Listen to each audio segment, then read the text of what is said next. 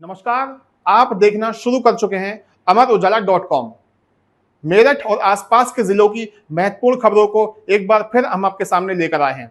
शुरुआत करेंगे मेरठ की बड़ी खबर कबाड़ी बाजार से।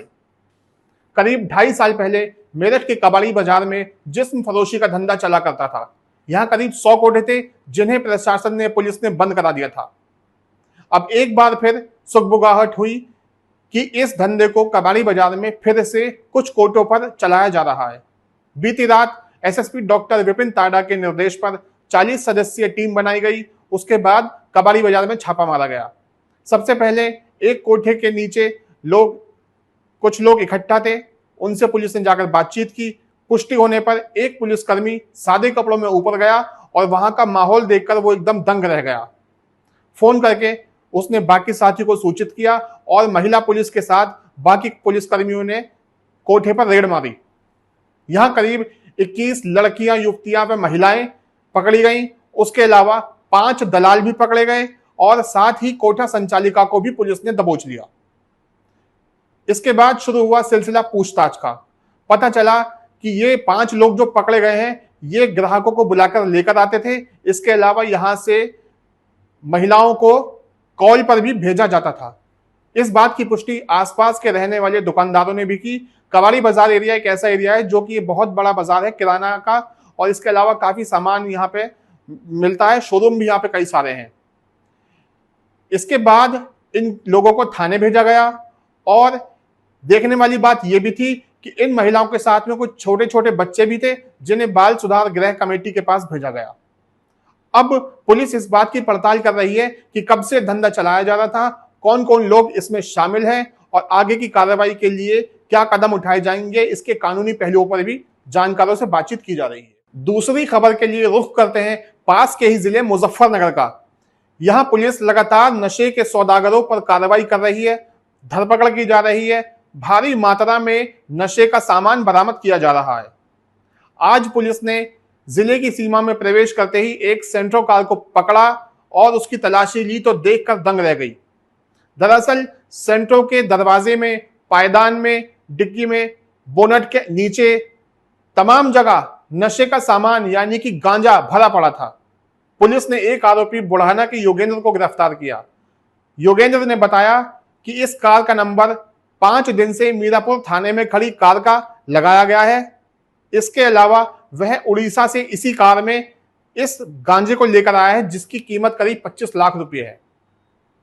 अब पुलिस ने आगे की जांच शुरू की है।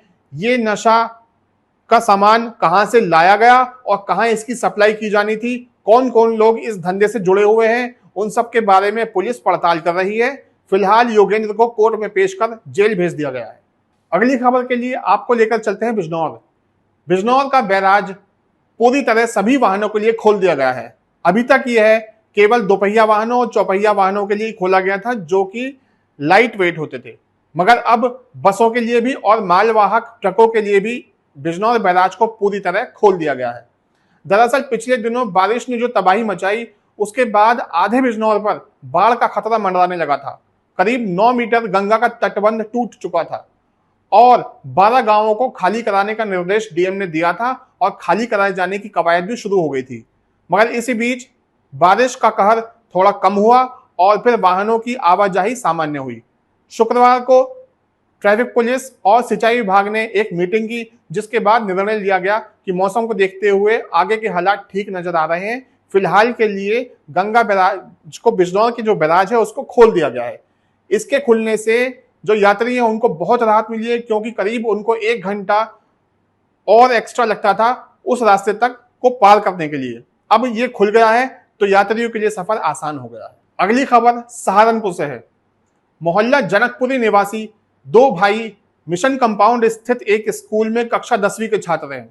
इन दोनों भाइयों का स्कूल के ही कुछ लड़कों से विवाद चल रहा था, जिसके कारण तनातनी बनी हुई थी।